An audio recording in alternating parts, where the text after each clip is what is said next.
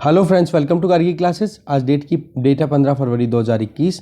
Indian Express की important news देख लेते हैं जो आज हम डिस्कस करने वाले हैं।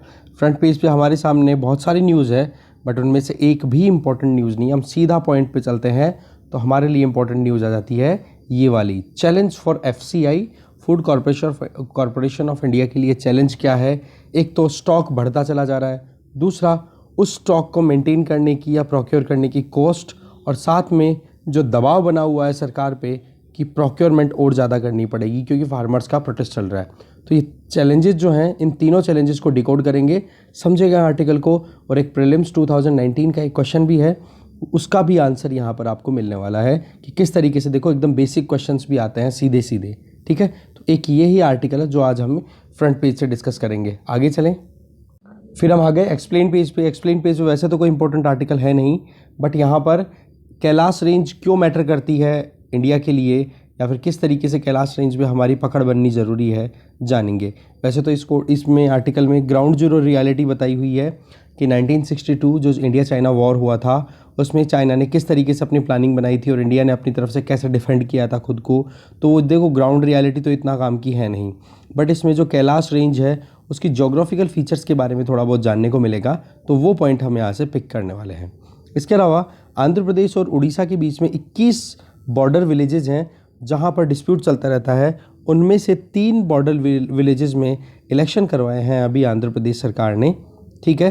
तो देखेंगे, ये आपके सामने मैप है जिसमें ये कोटिया वाला जो रीजन है ना, इसकी बात हो रही है, ये कोटिया, ठीक है। तो कई बार पूछ लिया जाता है कोटिया डिस्प्यूटेड रीजन है, कौन कौन से स्टेट्स के बीच में है, तो वो हो गया उड़ीसा और आंध्र प्रदेश में। ऐसे ही बेलगांव की अगर बात आए तो उसके बारे में पूछा जाए कि ये किस किस स्टेट के बीच में डिस्प्यूटेड टेरिटरी है, तो वो आ जाएगा महाराष्ट्र कर्नाटका में। ये क्या हाईलाइटेड कई बार रहता है ना, तो इन पे बेस्ड कई बार क्वेश्चन पूछ लिया जाता है। इसके अलावा नेपाल में एक कानून बनाया गया है या लाने की बात की जा रही है, जिसमें रिस्ट्रिक्शन की जा रही है कि 40 साल से अगर कम की कोई लड़की है, वो अगर फॉरेन ट्रैवल करना चाहे तो वहाँ पर उनको अपने जो पेरेंट्स हैं या फिर जो भी एक मेल जो भी होगा फैमिली का, उससे पहले अप्रूवल लेना पड़ेगा। तो ये जो वुमेन का खुद का राइट है ना, हमारे यहाँ पर भी जब इमरजेंसी लगी थी तब आर्टिकल 21 के अंडर जो हमारा fundamental right to go foreign है ना, उसको भी वायलेट करने की बात हुई। तो मेनका गांधी जो केस था, मनिका गांधी, मेनका तो खैर थोड़ा नाम इसलिए आपका मतलब मनिका गांधी केस है वो, राइट। तो उस केस में ये कहा गया था कि जो फॉरेन जाने का राइट है वो एक राइट टू लाइफ में ही काउंट किया जाता है। तो वही चीज़ यहाँ पर आप देखोगे एसोसिएट होती हुई दिखाई दे रही है कि वुमेन जो है नेपाल में वो रोड पर उतरी हुई हैं। वर्ल्ड पेज पे अगर बात करें तो हमारे पास में है यूके के prime minister Boris Johnson virtual meeting को होस्ट करेंगे G7 की। देखेंगे इस आर्टिकल को। हैवी क्लैश हुआ है यमन में और 12 से ज़्यादा लोगों की डेथ हो गई। तो क्लैश किसके बीच में हुआ है? हौती रिबेलियन, और साथ में आप देखोगे वहाँ पर एक कॉन्फ्लिक्ट चल रहा है, देखो बेसिकली सिया सुन्नीस का। वो यहाँ पे मैं समझाने की कोशिश करूँगा जब ये आर्टिकल डिस्कस करेंगे। आर्कियोलॉजिस्ट ने अनअर्थ किया है, मतलब निकाला है खुदाई करके, एंशिएंट बियर फैक्ट्री कहाँ पे? इजिप्ट में। कौन से रीजन में है वो इस आर्टिकल से जानेंगे। तो 3 आर्टिकल हो गए वर्ल्ड पेज से। फिर इकोनॉमी पेज पे अगर बात करें तो हमारे लिए इंपॉर्टेंट है कि प्रोडक्शन लिंक इंसेंटिव जो अभी तक हार्डवेयर मोबाइल फ़ोन मैन्युफैक्चरिंग को इनको प्रमोट करने के लिए सरकार दे रही थी, जो incentives production link incentive scheme के अंडर में, वो अब सॉफ्टवेयर प्रोडक्ट्स के लिए भी प्लान किया जा रहा है। और फोकस किस पे है? डिजिटल पेमेंट्स पे। देखेंगे इस आर्टिकल को। दूसरा, यहाँ पे आप देखोगे कि बजट जो है वो प्रो ग्रोथ था, तो इसकी वजह से FPI इनफ्लो है वो आप देखोगे 1 तारीख को बजट आया था, 1 तारीख से 12 तारीख के बीच में 20,593 करोड़ रुपए इंडिया में FPI के तौर पे आ चुके हैं, जो कि एनकरेजिंग है, ठीक है। बाकी माइन्यूट डिटेल है तो डिस्कस तो करने लायक है नहीं आर्टिकल। इसके अलावा आप देखोगे फास्टैग को मैंडेटरी किया जा रहा है मंडे मिडनाइट से, दैट मीन्स आज रात 12 बजे से, ठीक है। तो ये भी काम का नहीं है। इसके अलावा ग्रोथ की अगर बात करें तो देखो रिकवरी तो है, पर वो साइक्लिकल रिकवरी है, जिसमें हम देखते हैं ना boost boom bust boom bust. Boom मतलब पीक पे और बस्ट मतलब लो पे। तो ये कहीं ना कहीं रिकवरी जो है वो साइक्लिक है।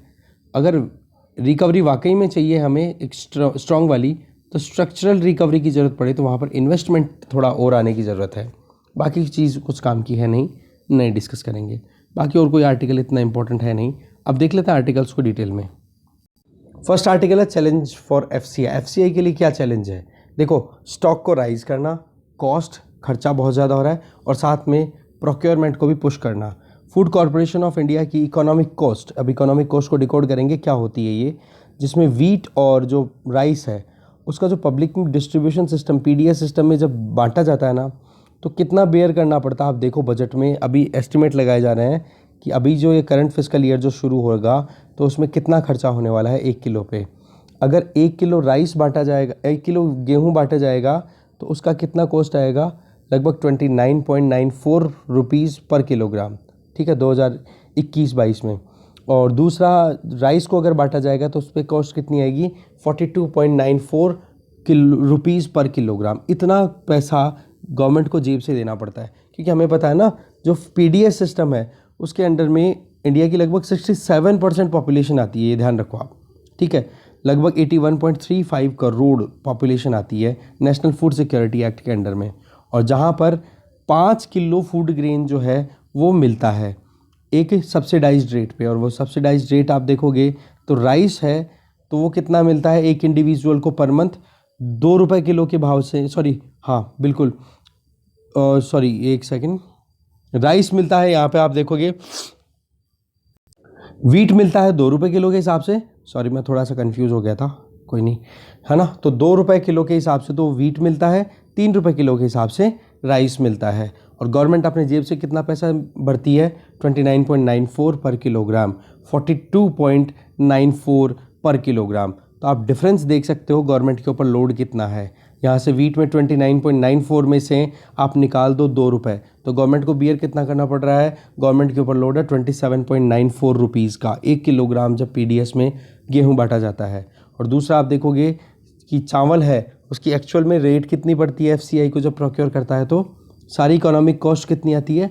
42.94%, 94 रुपीज़ पर किलोग्राम, और बेचा कितने रुपए में जाता है? 3 रुपये पर किलोग्राम के हिसाब से। तो आप देख सकते हो कितना लोड है, 39.94 रुपीज़ पर किलोग्राम का। दूसरी तरफ फार्मर्स का प्रोटेस्ट है, तो इसकी वजह से भी एक प्रेशर है, तो प्रोक्योरमेंट गवर्नमेंट को और ज़्यादा करनी पड़ेगी। तो इस तरीके से हमें यहाँ पे एक चीज़ बड़ी क्लियर हो रही है कि प्रेशर अभी गवर्नमेंट पे और बढ़ेगा पीडीएस सिस्टम को लेकर के। अब बात आ जाती है कि इकोनॉमिक कॉस्ट में क्या क्या चीज़ें आप कंसीडर करते हो। देखो, इसमें प्रोक्योरमेंट लिख लेना आप इनको, प्रोक्योरिंग, ट्रांसपोर्ट करना, ठीक है, गोडाउन से जो सेलिंग पोर्ट्स हैं वहाँ तक ले जाना, और फार्मर्स मंडियों से ख़रीद करके गोडाउन तक ले जाना, वो सारी कॉस्ट। स्टोर करने हैं तो जो गोडाउन है उनकी मेंटेनेंस है उसका खर्चा, और डिस्ट्रीब्यूशन। 1-1 किलोग्राम वीट और राइस के ऊपर ये चारों कॉस्ट आती हैं। तो ओवरऑल कॉस्टिंग कितनी आ रही है वीट के लिए? हमने देखा 29.94 रुपीज़ पर किलोग्राम 2021-22 में। और इसका अगर डिकोड करें तो इस इकोनॉमिक कॉस्ट में कौन कौन सी है? पूल्ड कॉस्ट नंबर 1 लिख लेना आप इनको, पूल्ड कॉस्ट, जो कि 19.21 रुपये है। ये डेटा लिखने की ज़रूरत नहीं है, पूल्ड कॉस्ट जरूर लिखना। Economic cost is equals to pooled cost plus procurement incidentals plus में डिस्ट्रीब्यूशन कॉस्ट, ये तीनों चीज़ें नाम आएंगी। और इसी पे आपका क्वेश्चन आया हुआ है प्रीलिम्स 2019 में कि इकोनॉमिक कॉस्ट में, इसी से एसोसिएटेड एक क्वेश्चन था मुझे जहाँ तक याद आ रहा है, तो आप देख सकते हो उसको, ठीक है। तो पूल्ड कॉस्ट हो गई। फिर आप देखोगे पूल्ड कॉस्ट में क्या हो जाता है कि फार्मर से जो खरीदारी की जाती है उस टाइम पे कितने रुपए, तो वीट को खरीदने में कितना रुपए देना पड़ता है एफसीआई को? 19.21 रुपीज़ पर किलोग्राम। फिर प्रोक्योरमेंट इंसिडेंटल्स, जिसमें कि गनी बैग जैसे बोरियां होती हैं, वो मार्केट फ़ी, आड़तियों का भी कमीशन बनता है, लेबर भी चार्ज लगते हैं, मंडी लेवल पे भी एक्सपेंसेस होते हैं, तो उस पर 1 किलोग्राम के ऊपर 3.20 रुपीज़ पर किलोग्राम खर्च हो जाता है। फिर डिस्ट्रीब्यूशन कॉस्ट की बात करें, जिसमें फ्रीट हो गया, ट्रेन से एक दूसरी जगह लेके जाना, उसको प्रॉपर हैंडल करना, स्टोर करना, इंटरेस्ट पेमेंट कर देना, एडमिनिस्ट्रेटिव चार्जेस भी बहुत सारे लगते हैं। तो उनकी कॉस्टिंग आप देखोगे तो 1 किलोग्राम गेहूं के ऊपर 7.53 रुपये लग जाते हैं। तो ऐसे करके पूरी जो एस्टिमेटेड इकोनॉमिक कॉस्ट है गेहूं की, वो कितनी आ जाती है? 29.94 रुपीज़ पर किलोग्राम। और किसान पे कितना करता है? सिर्फ 2 रुपये 1 किलोग्राम के ऊपर। तो सब्सिडी कितने की मिल गई उसको? 27.90। ये ध्यान है, क्लियर। फिर ऐसे ही राइस की आप कैलकुलेट करोगे तो उसमें भी आप देखोगे प्रोक्योरमेंट इंसिडेंटल्स में तो लगभग 4.85 पर किलोग्राम रखते हैं, डिस्ट्रीब्यूशन में 10.19 रुपीज़ पर किलोग्राम रखते हैं। तो इस तरीके से राइस की कॉस्टिंग कितनी आ रही है 42.94, जो कि 3 रुपये किलो के हिसाब से बिकते हैं। तो गवर्नमेंट पे लोड कितना आ गया 39.94 रुपीज़ पर किलोग्राम। NFSA की बात करें तो ये यूपीए ने शुरू किया था, नेशनल फूड सिक्योरिटी एक्ट। उसमें 2 और 3 किलोग्राम का जो प्रोविज़न रखा गया था उसको अभी करंट गवर्नमेंट ने बिल्कुल चेंज नहीं किया है और वो ही कंटिन्यू किया जा रहा है। जबकि फाइनेंस मिनिस्ट्री और इकोनॉमिक सर्वे ने ये चीज़ कंसिडर की थी कि कैसे भी करके अब थोड़ा सा PDS ग्रेन की प्राइस राइज कर दी जाए, बट नहीं, फूड सब्सिडी अभी भी मेंटेन्ड है जैसे कि शुरुआत में रखी गई थी। अब ये माइक्रो डिटेल्स है, इनके बारे में हमें देखने की ज़्यादा ज़रूरत नहीं है। मेन जो काम की चीज़ थी वो हमने पिक कर ली। थोड़ा सा अब आपके लिए वर्क है कि नेशनल फूड सिक्योरिटी एक्ट के बारे में आप गूगल करोगे और थोड़ा बहुत उसके बारे में नोट डाउन करोगे। ठीक है, चलते हैं आगे। देखो आर्टिकल तो ये है कि कैलाश रेंज मैटर क्यों करती है, बट इसका ज्योग्राफिकल रीजन अगर हम देखें तो ये आर्टिकल देखो, वैसे तो major general retired GG Dwivedi ने लिखा है। इनके द्वारा बताया गया है कि 1962 का जो वॉर था उस टाइम पे जो चेयरमैन थे चाइना के, कौन थे, माओ जेडुंग। उन्होंने डिसीजन ले लिया कि बोला लार्ज स्केल इन्वेजन किया जाएगा और इंडिया को पनिश किया जाएगा। और पर्टिकुलरली देखा जाए तो ईस्टर्न सेक्टर का मतलब हो गया अरुणाचल प्रदेश वाले रीजन में, और साथ में कोऑर्डिनेटेड ऑपरेशन वेस्टर्न सेक्टर में भी चलाने की बात की गई थी। आप देखोगे 1960s में टारगेट क्या था कि कैसे भी करके ईस्टर्न लद्दाख वाले रीजन को कैप्चर किया जाए, और उसमें भी मेन टारगेट था अक्साई चिन का। अगर आप इंडिया का मैप आप देखोगे, ठीक है, तो ऐसा होगा कुछ, ठीक है, आपके सामने। तो ये वाला जो रीजन है ना, इस रीजन की बात की जा रही, क्योंकि इस रीजन से चाइना की एक रोड जाती है, ठीक है, जो कि तिब्बत में ल्हासा को सिंजियांग में कासगढ़ से कनेक्ट करती है। ठीक है, इस वजह से तो सिंजियांग कासगढ़ को ल्हासा से तिब्बत से कनेक्ट करने वाले इस हाईवे को प्रोटेक्शन देने के लिए अक्साई चिन वाला रीजन चाइना ने कैप्चर करने का दिमाग बना रखा था। तो PLA ने फिर बाद में आपको पता है ऑफेंसिव स्टांस लेना शुरू किया था 20 अक्टूबर 1962 को, और उसी साथ में ये वेस्टर्न सेक्टर, ईस्टर्न सेक्टर, इन सब में लगातार लड़ाई हो गई थी। एक तरीके से फेजेज में हुए थे ये लड़ाई। फेज़ 1 में तो मेनली PLA ने फोकस कहाँ पे किया था, दौलत बेग ओल्डी, गलवान वैली में, और जो पेंगोंग शो का नॉर्थ और साउथ बैंक है दोनों में। ऐसे ही दुमती डैम चौक यहाँ पर भी इन्होंने अटैक किया। दूसरे फेज़ में फिर उन्होंने कैलाश रेंज को अटैक किया था। कैलाश रेंज पे उनकी स्ट्रेटेजिकल पकड़ बन गई थी। अब बात आ जाती है कैलाश रेंज की। देखो कैलाश रेंज में हेलमेट टॉप, गुरुंग हिल, स्पंगर गैप हो गया, स्पेंजर गैप हो गया, ऐसे ही मुग्गार हिल हो गया, मुखापरी हो गया, रेजांगला, रेचिनला, ये कुछ इंपॉर्टेंट लोकेशंस है जहाँ पर चाइनीज़ ट्रूप वहाँ पर डिप्लॉय हो गए थे। अब की बार आपको पता होना चाहिए कि रेजांग और रेचिनला कैलाश रेंज की तरफ इंडिया की पकड़ ज़्यादा है इस तरफ, है ना। इंडिया जल्दी से अगस्त में जल्दी से अपने वो ट्रूप्स पहुँचाने में सक्सेसफुल रहा था। ऐसे ही चुशुल वैली की बात करें तो वहाँ पर भी बहुत ज़्यादा डोमिनेट करती है ये कैलाश रेंज जो है। तो ये जो ज्योग्राफिकली देखो ना, जियोपॉलिटिकली तो बहुत इंपॉर्टेंट लोकेशन आ जाती है इंडिया चाइना के बीच में। इसीलिए कहीं ना कहीं राइटर जो है वो पूरा समझाने की कोशिश कर रहे हैं कि 1962 में चाइना के हाथ लग गई थी ये कैलाश रेंज में, उन्होंने अपने आप को डिप्लॉय कर लिया था। हाँ, थोड़ा सा आपको बताया जाए कि मान लो अगर ये पेंगोंग शो है, ये लेक लेंथ में है, तो इस तरफ तो ये काराकोरम माउंटेन हिल्स हैं, और इस तरफ से साउथ से है ये कैलाश रेंज शुरू हो जाती है। कैलाश रेंज की डायरेक्शन कैसी है, north west to south east, ठीक है, north west to south east direction में, जो कि फिर इंडिया से क्रॉस करके फिर इधर एंटर हो जाती है तिब्बत वाले रीजन में। तो इस पॉइंट की वजह से ये ज़्यादा ध्यान दे रहे हैं। देखते हैं दूसरे आर्टिकल्स को।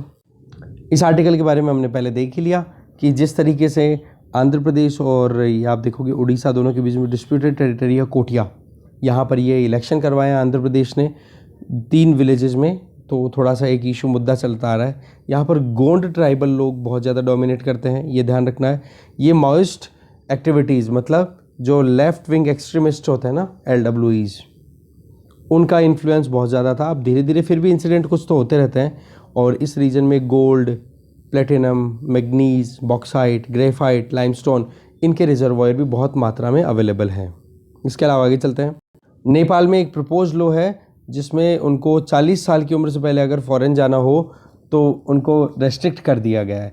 तो ये चीज़ बहुत ही गलत है। इस चीज़ को लेकर के वो रोड पे उतरे हुए हैं और डिमांड कर रहे हैं कि हमें जीने का अधिकार भी है कि नहीं, कोई मुझे बताएगा कि मैं सांस भी ले सकती हूँ या नहीं। ऐसे देखो केपी ओली शर्मा की जो गवर्नमेंट है ना वो वैसे ही खतरे में चल रही है। उन्होंने पार्लियामेंट को तो डिसॉल्व कर ही दिया, बट अभी केवल केयर टेकर गवर्नमेंट के तौर पे काम कंटिन्यू कर रहे हैं। वहाँ पर क्या है, लड़कियों के साथ में जो रेप केसेस हैं वो बहुत सारे आ रहे थे, तो इस वजह से गवर्नमेंट के ऊपर प्रेशर भी था कि जो कन्विक्ट्स हैं उनको सज़ा क्यों नहीं मिल रही है, या फिर जिनके ऊपर डाउट है, उन गिल्टी जो लोग हैं जिन पे शक है, उन लोगों को क्यों आप कह सकते हो कि पनिशमेंट क्यों नहीं मिल रही है। तो इसके चलते उन्होंने फिर लड़कियों पर ही रेस्ट्रिक्शन लगानी शुरू कर दी। नेपाल के साथ में सबसे बड़ी प्रॉब्लम है ट्रैफिकिंग की, कि नेपाल की लड़कियां इंडिया आती हैं, फिर इंडिया के बाद में इनको गल्फ़ कंट्रीज़ में ले जाया जाता है और वहाँ पर इनकी ट्रैफिंग, मतलब इस तरीके से ट्रैफिंग पूरा नेटवर्क चलता है। और जब इनका ये गल्फ़ कंट्रीज़ में पहुँच जाती है तो इनका वीज़ा या फिर जो भी इनका पासपोर्ट होता है वो सीज़ कर लिया जाता है और इनको कैप्टिविटी में रख लिया जाता है दबा करके, कि ये अपनी आवाज़ राइज़ ना कर दे। तो ये कहीं ना कहीं आप देख सकते हो नेपाल की लड़कियों के साथ में जो वुमेन राइट की बात अगर करें तो वो कॉम्प्रोमाइज़ ज़बरदस्त तरीके से हो रहा है, ठीक है ना। तो यही है मेन मुद्दा। तो बाकी वुमेन एम्पावरमेंट की जब भी बात आए तो हम ये चीज़ लिख सकते हैं। नेपाल की अगर पॉलिटिक्स की मैं बात करें तो वुमेन को वोटरशिप, मतलब वोट देने का अधिकार कब मिला था, 1958 के जो इलेक्शंस थे उसके बाद में। बट वही अब इंटरिम कॉन्स्टिट्यूशन 2007 में भी आया था, तो उसमें ये प्रोविज़न किया गया था कि पार्लियामेंट में 1/3 वुमेन को रिप्रेजेंटेशन मिलेगा। बट मेल लीडरशिप जो थी वो ज़्यादा पार्टीज़ में डोमिनेट कर रही है, तो इस तरीके से वुमेन का 1/3 रिजर्वेशन का प्रोविज़न भी डिफाई हो गया। प्रॉपर वॉइस इनको मिल नहीं पाती है पार्लियामेंट में, ठीक है। आगे चलते हैं। फिर नेक्स्ट आर्टिकल है, UK prime minister Boris Johnson virtual meeting लेंगे G7 लीडर्स की, ठीक है। तो G7 कौन कौन से कंट्रीज़ है वो देखते हैं। UK, Canada, France, Germany, Italy, Japan and USA, सारे डेमोक्रेटिक कंट्रीज़ हैं। और इस मीटिंग में मेनली फोकस किया जाएगा एक तो डेमोक्रेसीज़ पे, लीडिंग डेमोक्रेसीज़ पे। तो इसलिए यूके ने अपनी तरफ से इनविटेशन भी दिया है साउथ कोरिया, ऑस्ट्रेलिया और इंडिया को कि कॉर्नवेल में जब ये जून में रियल में फिजिकल प्रेजेंस में ये मीटिंग हो पाएगी, अभी तो वर्चुअली हो रही है 19 फरवरी को, तो बट जब कॉर्नवेल में ये फिजिकल मीटिंग होगी तो उस टाइम पर इंडिया को भी इनवाइट किया गया है। पॉइंट यहाँ पे जो बोरिस जॉनसन ने हाईलाइट किया है अभी फ़िलहाल वो ये कि ये जो साल है ना 2020 का, ये वर्ल्ड हिस्ट्री में बहुत इंपॉर्टेंट कंसिडर किया जाएगा, जब एक एक डेमोक्रेटिक कंट्री, सारे कंट्रीज एक साथ में आए और उन्होंने एक बीमारी को हराने के लिए काम किया, ठीक है। वैक्सीन का आप कहोगे अराइवल जो है वो हर एक कंट्री तक हो, इसकी इंश्योरिटी करना, ये एक कहीं ना कहीं प्राइम फोकस है। जो बाइडन जो अभी नए प्राइम प्रेसिडेंट बने हैं USA के, उनका ये फर्स्ट मल्टीलैटरल एंगेजमेंट होगा जिसमें वो बातचीत करेंगे इस G7 प्लेटफॉर्म पे। तो आप G7 के बारे में थोड़ा और जान सकते हो, वो आप गूगल करेंगे। इसके अलावा अगर इसी पे पेज पे चलें तो हैवी क्लैश देखने को मिला है यमन में। तो एक तरफ तो है देखो हौती रिबेलियन, ये है शियाज, इनको तो देखो सपोर्ट मिलता है ईरान का, जबकि वहाँ की रूलिंग गवर्नमेंट है ना, वो रूलिंग गवर्नमेंट जो है उसको सपोर्ट मिलता है सऊदी अरब का, जो कि सुन्नी है। तो इस तरीके से ये आइडियोलॉजिकल कॉन्फ्लिक्ट है और उसकी वजह से यमन जो है वो वार टॉर्न एक कंट्री है जहाँ पर लगातार परेशानी आती रहती है। यमन में देखो ड्रॉट्स की भी प्रॉब्लम है, टेक्नोलॉजिकली भी बहुत बैकवर्ड कंट्री है, और रही सही में ये वॉर जब चलते हैं ना, सिविल वॉर, इसकी वजह से और ज़्यादा गरीबी में पड़े रहते हैं। यमन पे बेस्ड भी एक प्रीलिम्स में क्वेश्चन आया था जिसमें साउथ सुडान, यमन, ये 3-4 कंट्रीज़ के नाम दिए थे, पैलेस्तीन, बोले इन कंट्रीज़ के अंदर कॉमन क्या है, तो वो क्या था, एंथ्रोपोजेनिक फेमीन, ठीक है। इंसान के द्वारा जो बनाए हुए फेमीन से भुखमरी है वो ज़्यादा फैली हुई है। फिर बात आ जाती है, आर्कियोलॉजिस्ट ने अभी एंशियंट बियर फैक्ट्री का पता किया है, कहाँ पे, एबिडोस में, ये देखो यहाँ पे एबिडोस, ठीक है। तो यही एक मेन चीज़ थी। अब कौन से रिवर के बैंक पे है ये, नाइल रिवर के वेस्टर्न बैंक पे। नाइल रिवर का ओरिजिन देखो लेक ऑफ विक्टोरिया से होता है, फिर ये नॉर्थ में चलती चलती और फिर बाद में मेडिटेरेनियन सी में गिरती है। तो इसके वेस्टर्न बैंक, मतलब इस तरफ आप देखोगे इजिप्ट में, वहाँ पर है ये एबिडोस, ठीक है। तो ये लगभग कायरो से 450 किलोमीटर की डिस्टेंस पे है, जो कि अभी इजिप्ट की कैपिटल है। और उस टाइम पे बताया जाता है कि वहाँ पे जो फर्स्ट डायनेस्टिक पीरियड हुआ करता था 3150 BC से 2613 BC के टाइम पे, उस टाइम पे फैक्ट्री डेवलप थी और किंग था उस टाइम पे कौन, नरमेर, ठीक है। और तो बाकी कुछ इतना इम्पोर्टेंट है नहीं। आगे चलते हैं। अच्छा, ये जो भी मैं लोकेशंस की बात कर रहा हूँ ना, आप उनको एटलस में ज़रूर देखना, इन्हीं में से क्वेश्चन बनते हैं और कुछ ही नहीं है। देखो UPSC is all about your updation, ठीक है, कितना अपडेट रखते हो खुद को। तो ये जो नाम आ रहे हैं ना, इजिप्ट के बारे में आप देखो, मैंने अभी बोला लेक विक्टोरिया के बारे में, यमन के बारे में आप देखो, तो ये काम क्या हो जाता है, फिर आप खुद से करोगे। अब आप कहोगे कि सर वीडियो आप खुद ही एडिट करके पीपीटी बना करके दिखा दो। देखो पीपीटी बना करके तो मैं बूस्ट तो डोज तो दे दूंगा आपको, बट एक्चुअल में रिवाइज तो आपको ही करना पड़ेगा ना। तो पीपीटी बनाने का टाइम आएगा तब पीपीटी बनाई जाएगी। फिलहाल न्यूज़पेपर हम डिस्कस कर रहे हैं, तो आप एटलीस्ट साथ में लेके बैठा करो, तो एटलस में देखा करो। और जो मैं बोलूँ ना गूगल करना है, तो आप प्लीज़ देखा ही करो उसको, आपके ही फ़ायदे की बात है। आगे चलते हैं। नेक्स्ट आर्टिकल है that is about production linked incentive scheme की, क्योंकि अब सॉफ्टवेयर प्रोडक्ट को भी थोड़ा सा प्रमोशन देने की ज़रूरत है। हार्डवेयर को तो ऑलरेडी दी जा चुकी है, तो उसमें फोकस रहेगा डिजिटल पेमेंट्स को प्रमोट करना। तो मोबाइल फ़ोन के लिए बात करें, उससे संबंधित जो भी कंपोनेंट्स हैं, कंप्यूटर रिलेटेड हार्डवेयर हैं, उनके इलेक्ट्रॉनिक प्रोडक्ट्स हैं, उनकी मैन्युफैक्चरिंग के लिए तो देखो ministry of electronics and information technology ने अपनी तरफ से बहुत सपोर्ट किया है। अब फोकस रहेगा सॉफ्टवेयर प्रोडक्ट्स पे, और सॉफ्टवेयर के लिए तो आपको पता है कि इंडियन इंडस्ट्री कितनी ज़्यादा फेमस है। तो डोमेस्टिक डिजिटल पेमेंट पे मेनली फोकस किया जाएगा। आईटी मिनिस्ट्री ने लगभग 1500 करोड़ का टारगेट रखा है 2021-22 में बजट के अंदर, ठीक है, कि जिससे कि डिजिटल पेमेंट इंफ्रास्ट्रक्चर को और बूस्ट किया जाए। वैसे तो हमें पता है कि जब से भीम एप्लीकेशन 2017 जनवरी से शुरू हुई थी, तब से लेकर अब तक बहुत सक्सेस मिली है, एक्सेप्टेबिलिटी भी बहुत ज़्यादा है। तो क्यों ना उसको ज़्यादा प्रमोट किया जाए, यूपीआई को, यूनिफाइड पेमेंट इंटरफेस को। और इसके अलावा जो एमडीआर है, जिसको हम बोलते हैं मर्चेंट डिस्काउंट रेट है, उसको भी बहुत कम कर रखा है, जिससे कि ज़्यादा से ज़्यादा डिजिटल पेमेंट बढ़ाए जा सके। अब इस एमडीआर के बारे में आप ज़रूर देखोगे कि मर्चेंट डिस्काउंट रेट होती क्या है, आप इसके बारे में ज़रूर पता करोगे। दिस इज़ वेरी इंपॉर्टेंट, क्योंकि इस पर भी प्रीलिम्स में क्वेश्चन आया हुआ है। आज आर्टिकल देखो कम है, बट चीज़ें बहुत इंपॉर्टेंट आज है, ठीक है, एक रिवीजन मान के चलो आप ये क्वेश्चन पेपर का। रुपए कार्ड या यूपीआई कहीं पे यूज़ करते हैं, तो जो मर्चेंट डिस्काउंट रेट जो होती है उसको भी जीरो पे कर रखा है, जिससे कि ज़्यादा से ज़्यादा डिजिटल पेमेंट्स को प्रमोट किया जा सके। अब प्राइवेट डिजिटल पेमेंट इंस्ट्रूमेंट है, उनको भी ज़्यादा प्रमोशन देने की बात की जा रही है। इसके लिए सॉफ्टवेयर में भी, डेवलपमेंट में भी प्रोडक्शन लिंक्ड इंसेंटिव स्कीम को ज़्यादा स्कोप प्रोवाइड किया जा रहा है। पॉइंट ऑफ सेल मशीन्स को ज़्यादा इंस्टॉल करना, क्विक रिस्पॉन्स क्यूआर कोड के बेसिस पे पेमेंट को ज़्यादा प्रमोट करना, ये सारी चीज़ें। इसके अलावा भी अगर बात करें, जैसे कितनी सारी एप्लीकेशन आप यूज़ करते हो, सोशल नेटवर्किंग को लेकर देखो, ई लर्निंग, एग्रीटेक की बात करो, फिनटेक की बात करो, एंटरटेनमेंट की बात करो, इससे रिलेटेड भी सॉफ्टवेयर वेब एप्लीकेशंस इनको डेवलप करवाना, ये भी बहुत ज़रूरी होता है, क्योंकि आज के टाइम पे सब कुछ इलेक्ट्रॉनिक प्लेटफॉर्म्स पे होता है। तो उसके लिए ये प्रोडक्शन लिंक इंसेंटिव स्कीम बहुत इंपॉर्टेंटली काम करने वाली है।